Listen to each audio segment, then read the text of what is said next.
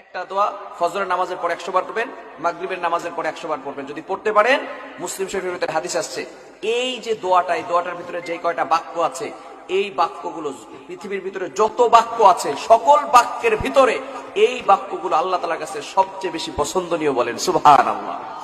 এই বাক্য যদি আপনি ফজরের নামাজের পরে 100 বার, মাগরিবের নামাজের পরে 100 বার পড়তে পারেন, তাহলে 4টি বড় বড় পুরস্কার। নাম্বার 1, 1 নাম্বার পুরস্কার হলো, তিরমিজির ভিতরে ব্যাখ্যা এসেছে, আল্লাহ রাসূল সাল্লাল্লাহু আলাইহি ওয়াসাল্লাম বলে দিয়েছেন, 100 বার হজ করলে যে সওয়াব হয়, আল্লাহ পাক রব্বুল আলামিন সেই সওয়াব তার আমলনামায় দিয়ে দিবেন।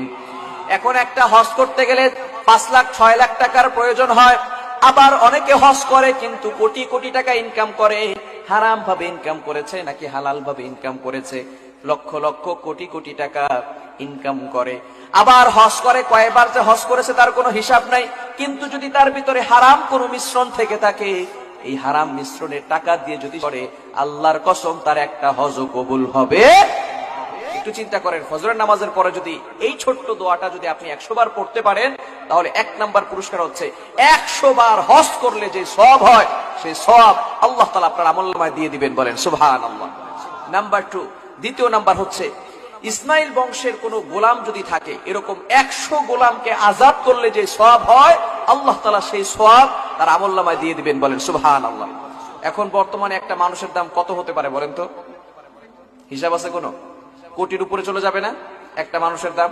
তো আগে ভাবে মানুষকে ক্রয় করে নিত, গোলামকে ক্রয় করে নিত সারা জীবনের জন্য, আবার অনেকে মুক্ত করে দিত, আজাদ করে দিত, কেউ বিক্রি করে ফেলতো। এখন আরো যদি সেটা ইসমাইল আলাইহিস সালামের বংশের হয়, তাহলে সেটা কত দামি হবে।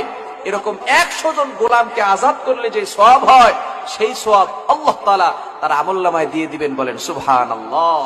তৃতীয় নাম্বার হচ্ছে, কোন ব্যক্তি যদি জিহাদ করতে যায়, অর্থাৎ আল্লাহ তাআলার জন্য, ফি সাবিলিল্লাহ, আল্লাহর জন্য কাফেরদের সাথে জিহাদ করতে যাবে, এমন ব্যক্তিকে যদি 100টা উট হাদিয়া দেওয়া হয়, এই হাদিয়া দিলে যে সওয়াব হবে, আল্লাহ তাআলা সেই সওয়াবটুকু তার আমলনামায় দিয়ে দিবেন। বলেন সুবহানাল্লাহ। চতুর্থ নাম্বার সবচেয়ে বড় পুরস্কার হলো, আল্লাহ পাক রব্বুল আলামিন জানিয়ে দিয়েছেন, যে ব্যক্তি আমার পছন্দনীয় এই বাক্যগুলো সকাল বেলা এবং মাগরিবের পরে, ফজরের পরে মাগরিবের পরে 100 বার করে পড়বে, আমি আল্লাহ তার উপর সন্তুষ্ট হয়ে যাব। যদি আল্লাহ তাআলা কারোর উপর সন্তুষ্ট হয়ে যায়, তার আর কিছু লাগবে? সে ব্যক্তি ওই দিন আল্লাহ তাআলার কাছে সবচেয়ে বেশি প্রিয় হবে। এজন্য আমরা আমল করতে পারবো তো ইনশাআল্লাহ? আমল করা যাবে তো ইনশাআল্লাহ? এজন্য আমার মুসলমান বন্ধুগণ, সেই বাক্যগুলো কি? মুসলিম শরীফের ভিতরে হাদিস আসছে, আল্লাহ তাআলা, আল্লাহ রাসূল সাল্লাল্লাহু আলাইহি ওয়াসাল্লামের মাধ্যমে জানিয়ে দিয়েছেন, আহাব্বুল কালামি ইলাল্লাহি আরবা, আল্লাহ তাআলার কাছে সবচেয়ে প্রিয় বাক্য হচ্ছে 4টি। কয়টি? এই 4টি বাক্যটারই একটা দোয়া, সুবহানাল্লাহি ওয়ালহামদুলিল্লাহি ওয়ালা ইলাহা ইল্লাল্লাহু আল্লাহু আকবার। কয়টা হলো? এগুলো আমরা সবাই পারি না? সুবহানাল্লাহ, আলহামদুলিল্লাহ, লা ইলাহা ইল্লাল্লাহ, আল্লাহু আকবার, এগুলো আমরা সবাই পারি না? কি বলেন, সবাই পারি না আমরা?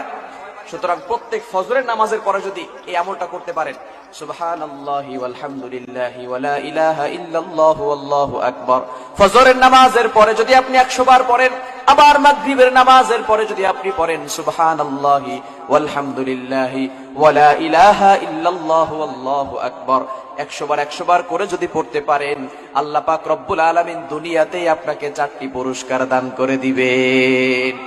এজন্য আমরা পড়তে পারবো তো ইনশাআল্লাহ? পারবো তো ইনশাআল্লাহ? আল্লাহ